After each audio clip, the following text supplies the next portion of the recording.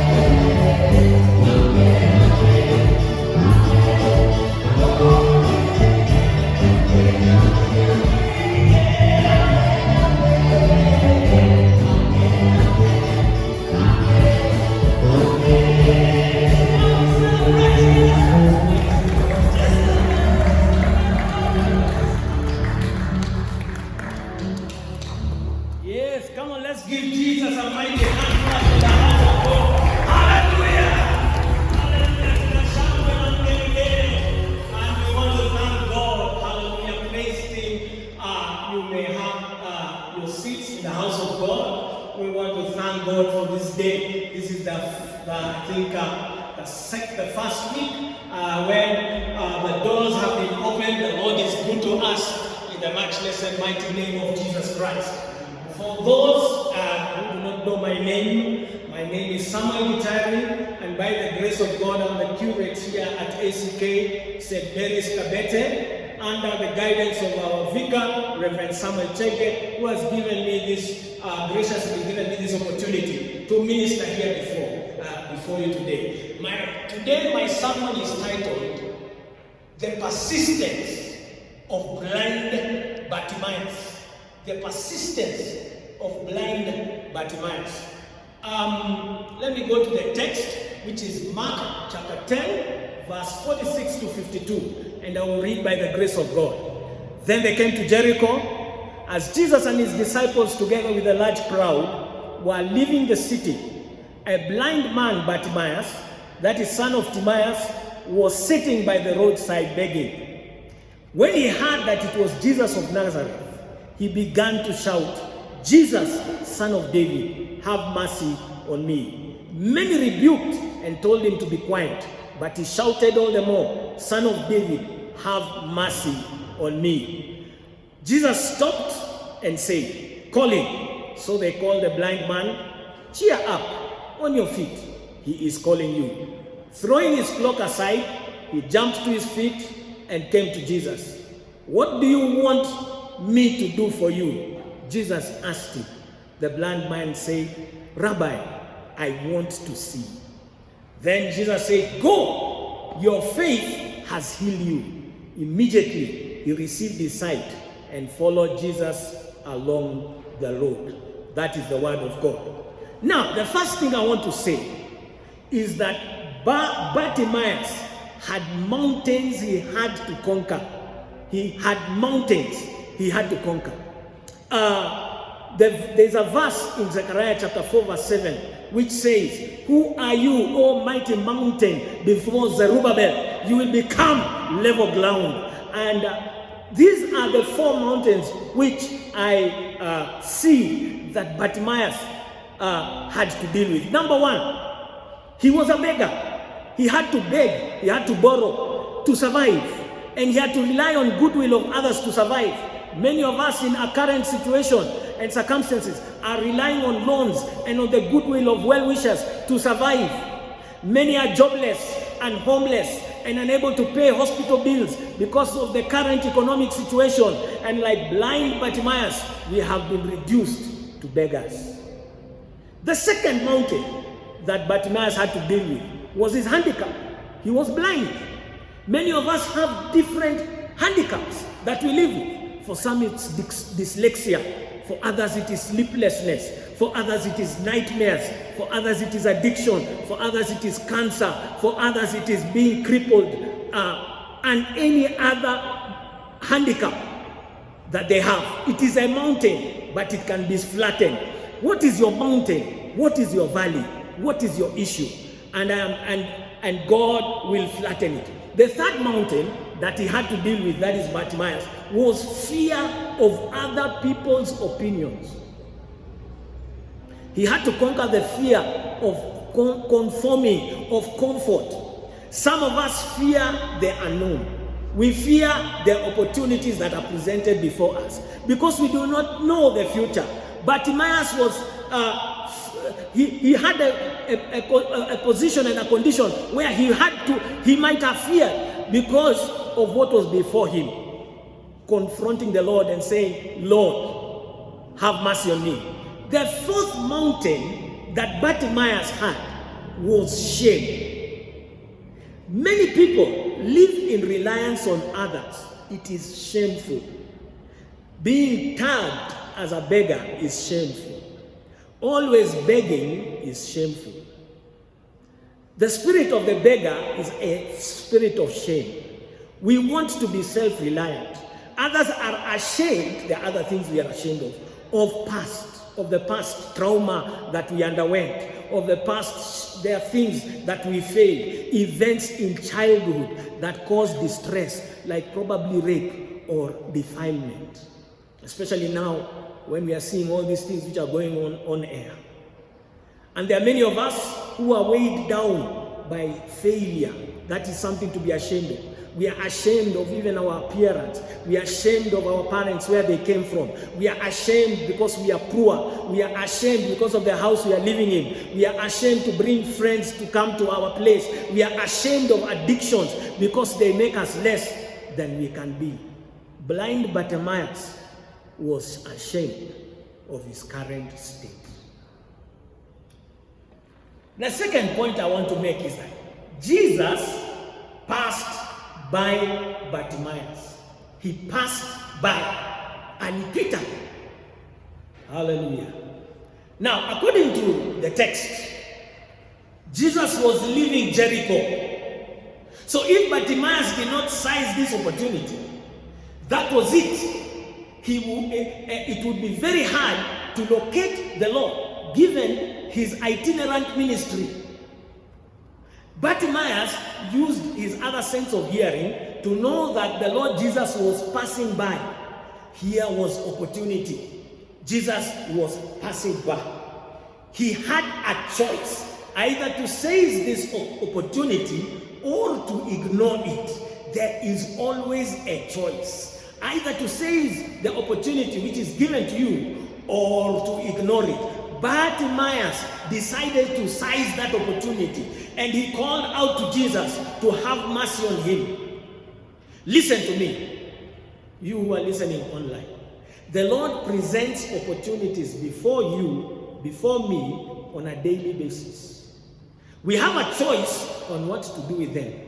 We either seize them or ignore them. Bartimaeus decided to seize it. He decided to seize it. Opportunities are there. We need to ask God to make us very sensitive to the kingdom opportunities that pass our way. For you never know that you are attending to angels. One of the stories we hear from my father is that my grandfather was very generous. My grandfather, who I'm named after. Watu walikuwa wanakuja kwa nyumba yake kukula chakula. People would come to his house to take food and everything. So one day, in the evening when it was raining, a strange man who nobody knew came visiting, and he just came and sat in the house. Alafu akatengenezewa chakula. Mzee, my grandfather said, he told his wife, my grandmother, please prepare food for him. And so they prepared food, good food for him. Hizo siku kulikuwa githeri na vitu kama hizo, and then he was given. After he ate, he then blessed my father. He blessed him in a very unique way, and then he left. Now, it was raining, isn't it? So, he left, and they wanted to go and call him to give him some money so that he cannot really asikuwe na nini. When they went to the out there, they saw even the footprints, kwa sababu alikuwa amepotea, hazionekani. You know who that was? It was an angel. It was an angel. So you do not know that sometimes opportunities bring angels. Abraham attended to angels and ministered to them, and they gave him news that next year his wife would be with child. There are very many opportunities. Mungu anakupatia opportunities to do something for the kingdom of God. And there are other opportunities. There are ways that you get connected to your destiny helpers. Always ask God, when you wake up, to open doors so that you can see those opportunities. And they are always there. Even that person who stinks, unaona yeye kama stinker, and he doesn't look like somebody you can talk to, there is an opportunity there. The third thing I want to say, ignore pressure to conform. Ignore pressure to conform. When Bartimaeus seized the opportunity, many rebuked him. And he was rebuked severely. And even they commanded him to be silent. They discouraged him. They were despising him and ignoring him. But Bartimaeus, he said, even louder, Son of David, have mercy on me. Many times the world makes us timid. People never want to seize opportunities. They want us to remain in the same circumstance that we are in. Actually, I need you to understand this. Your friends, even your best friends, saa zile wewe unapanda tu kidogo, wanaanza kukuona na ubaya. Sasa hiyo unapanda hata tu kidogo, wanaanza kukuona ubaya. Prepare yourself. When promotion comes, the people who are your friends, they will slowly start speaking against you. That is the truth. They want you to remain at their same level. Because if you go up there, they will, itakuwa sasa wewe these are the kind of words they say. Sasa umeanza kujigamba gamba, sasa unafikiri wewe ni mtu mkubwa. Those are the kind of things they say when you rise up, when God blesses you. Because God's blessings, there are certain people, I'm going to say this without fear of contradiction. There are certain people who they need to be let go because they don't like where you are going. We must be deliberate and ignore those voices. If the Lord has told you this is the direction I'll go, but you keep asking yourself, now what will these people say? You will not get there. You will not get there, I assure you, because you keep thinking, what will my mom say? What will my dad say? What will my friends say? Okay? Out of hundreds who could have gone for the interview for the CJ, Chief Justice, only 10 had the guts to seize the opportunity. Only 10. I am telling you, there are very many who could have seized that opportunity. But you know what? Many were afraid of public scrutiny that comes with that opportunity. They didn't want it. Bartimaeus ignored the noise. He ignored the noise. The fourth thing I want to say is this. Bartimaeus persisted.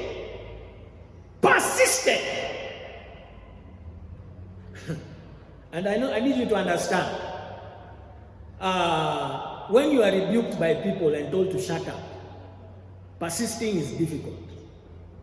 Even though they rebuked him and told him to shut up, Bartimaeus even shouted loudly. I believe the Lord is calling us to persist in seeking the things He wants to give us. I believe there is someone who has had a dream of becoming a CEO. Lakini it is just a dream. You have gotten into a domestic situation, so you don't see yourself going to get that thing. You know, God is the one who gives dreams. He's the dream giver. The persistent widow finally got justice from the judge, who neither regarded men nor feared God. Persistent. She was persistent. We are called to persist despite discouragements from even our best friends. Bartimaeus persisted. We are called to persist even though we are rebuked and instructed to be silent. Bartimaeus persisted. We are called to persist even though the answer to our prayers is taking long to come. Let me tell you something about this issue of prayers taking long. There are people who say God does not listen to our prayers or something of that sort. When I meditated about this thing and asked myself, why is it that God takes time to answer our prayers? Apart from the general points which people make, I got an understanding about this. The Lord will not give you what you do not have the capacity to maintain. I mean, you can be given, Mike here in the media can be given 10 million shillings. Tomorrow he will be finished. I'm not saying that you don't have the capacity. I'm just giving an example. I know of a person, this is a story I was told, ambaye alienda akafanya Kenya sweepstakes. He's a Masai. Hakuna Masai hapa, si ndio? and he was given 1 million shillings huko Nakuru. Huko Nakuru alienda huko kwa mabaa, akaenda huko kwa madisco. For 1 month he spent all that 1 million on loose living. Alafu akarudi nyumbani after 1 month, he had nothing in his pocket, na akapatia bibi yake, kwa sababu he was married, kilo moja ya nyama. Did he have the capacity? So sometimes if you see that God is not answering your prayer, it is because you have not developed the capacity to contain the blessing. You have not developed it. You have not reached the stage where God will trust you with that. Remember the parable of the faithful servant. Because he was faithful in little things, he had the capacity to deal with bigger ones. Capacity. Look at your, and when I'm talking about capacity here, I'm talking about developing your character. Develop your character. Over time, I have interacted with hao watu wa bodaboda na watu wa taxi. Wale ambao wako na character ndio, they are attracted to me. Those who keep their word, they are the ones who I'm attracted to. If you do not keep your word, if you do not have character, if your car is dirty, if you are when I tell you please come to me in 10 minutes, you take 25 minutes or 30, it is capacity hapo iko shida. There is some problem of integrity. Okay? So, now, do you know that by these people telling the blind man to be silenced, they were trying to silence his destiny, to silence his promotion, to silence his progress, to silence his blessing. Do not accept. The Bible says the kingdom of heaven suffers violence, and it is violent people who take it by force. I am telling you, hii maneno ya Wakristo kusema this is the will of God, it is not biblical. It is not biblical. We will accept the will of God. Yes, it is biblical if it is the will of God. But until you know it is the will of God, occupy, persist, take charge, fire yourself up, pray those prayers. Hallelujah. There are people who pray, they pray. There is one person who prayed until even the queen, he was called John Knox. The queen said, I don't even mind the armies of Napoleon, but this man called John Knox, his prayers made me fear him. In other words, your prayers can disturb kings and queens. Hello. Do not be silent. Finally, persistence bears fruit. Somebody shout an amen here. It bears fruit. Let me preamble by saying this. Bartimaeus in Greek means one, the son of one who is highly prized. You are highly prized. Even if you have got handicaps and mountains, you are highly prized. He was a somebody and not a nobody, notwithstanding his handicap. He was highly prized, therefore one who would inherit the blessings of the kingdom of God. Now, listen, the Bible says Jesus stopped. When he was called, Jesus stopped. May Jesus stop for you. And called Bartimaeus. He was asked what he wanted. Let me tell you, whenever you are asked, please answer clearly what it is you want, knowing who you are before. He was before the Lord, who can give man anything that no man can give you. He can give you anything. Before he came to Jesus, Bartimaeus cast away his garment. Imagine that. I have wondered about this. He wanted no hindrance to his communion with the Lord. He wanted no distraction. Let me tell you people, and in this time of IT age, please, when you wake up in the morning, don't open your phone to see how many likes you have got because of that photograph you have put on Instagram or WhatsApp or YouTube. It is a distraction. The first thing you are supposed to do when you wake up is pray.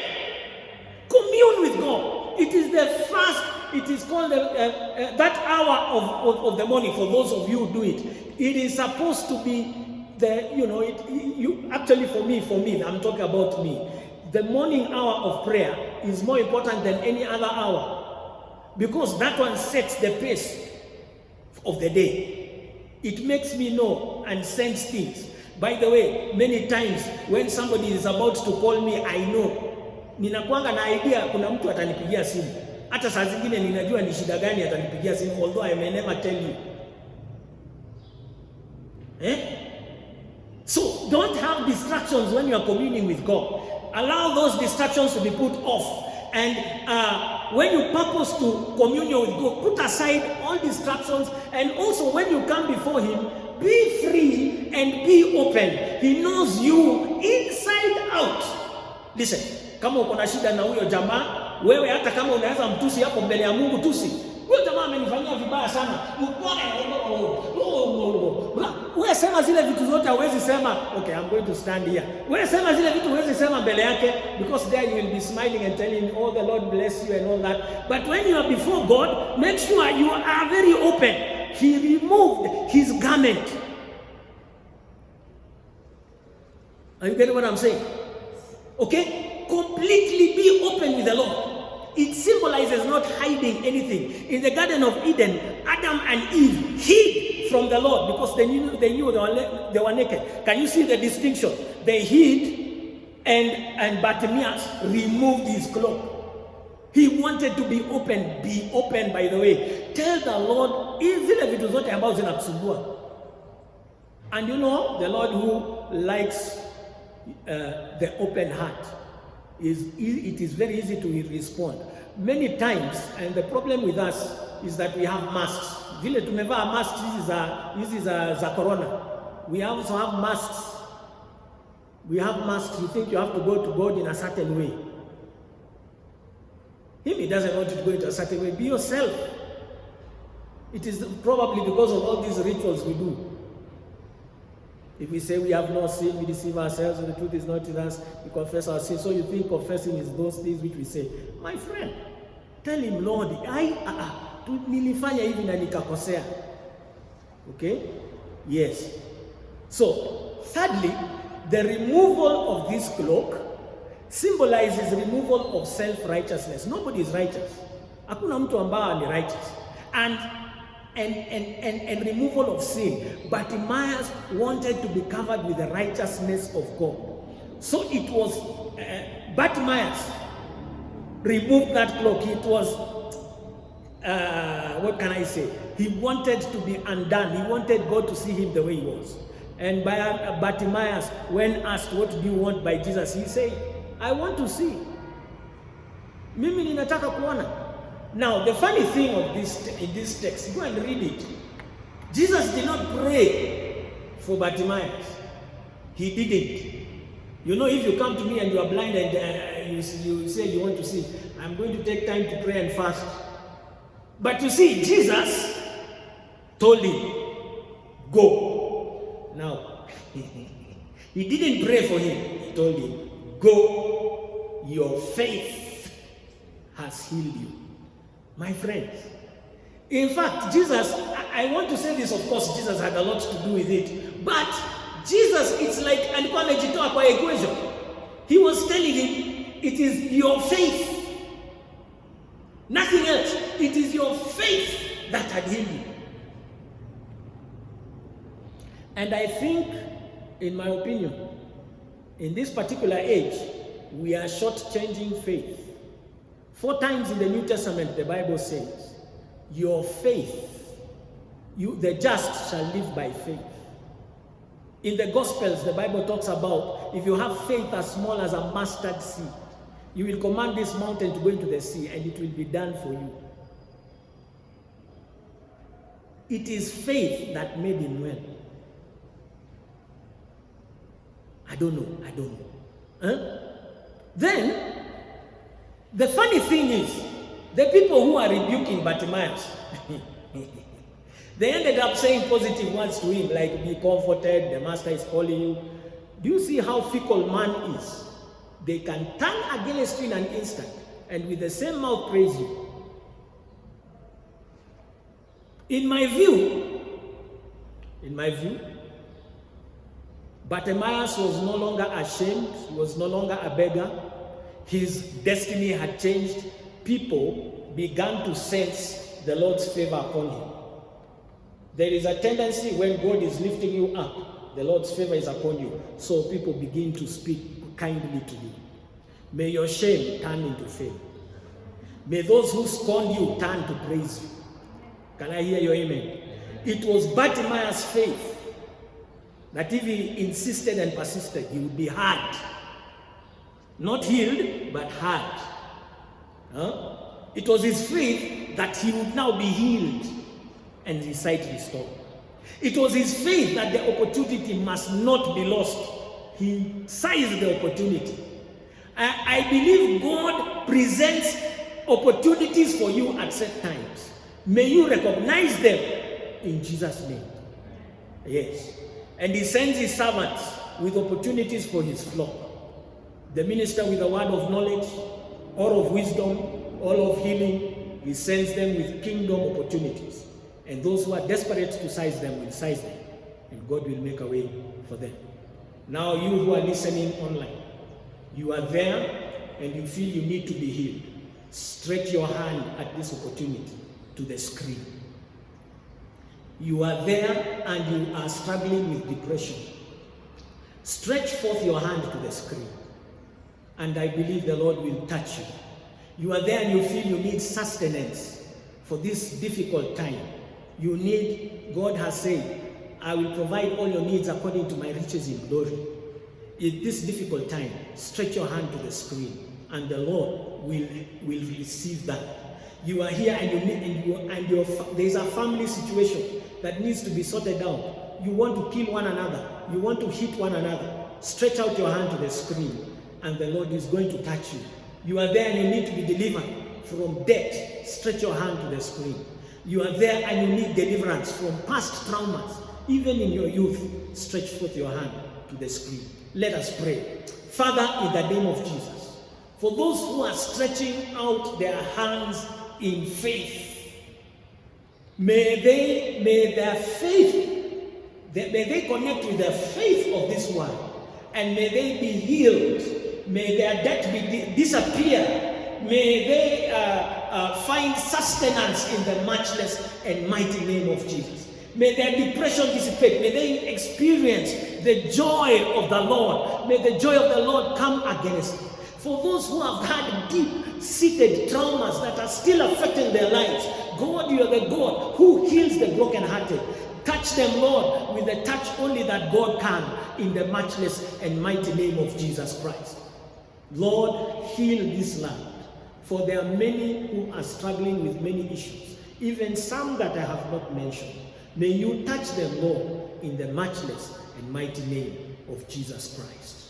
And everybody said, Amen. It is time for giving. If you have an offering, you want to give an offering, a tithe, thanksgiving, this is your opportunity to connect with this word and this altar. Even if you're not a member of this church, you can connect to this altar. You can give 100 shillings or 200 shillings just to bless the work that is being done in this church. We want to pray as you give in the matchless and mighty name of Jesus. Our dear Heavenly Father, we ask you to bless those who are giving. Our pay bill number, I forgot to say this, is 991740. Our pay bill number is 991740. In Jesus' name. Let us pray. Father, in the name of Jesus, we want to ask you to bless those who are giving. Bless the work of their hands. Bless as they decide their offering. Bless those ones who are members of this church. That, Lord, in the name of Jesus, and those who aren't, those who have listened at this altar, who have tapped into this altar, bless the work of their hands. In Jesus' name I pray. Amen. Amen.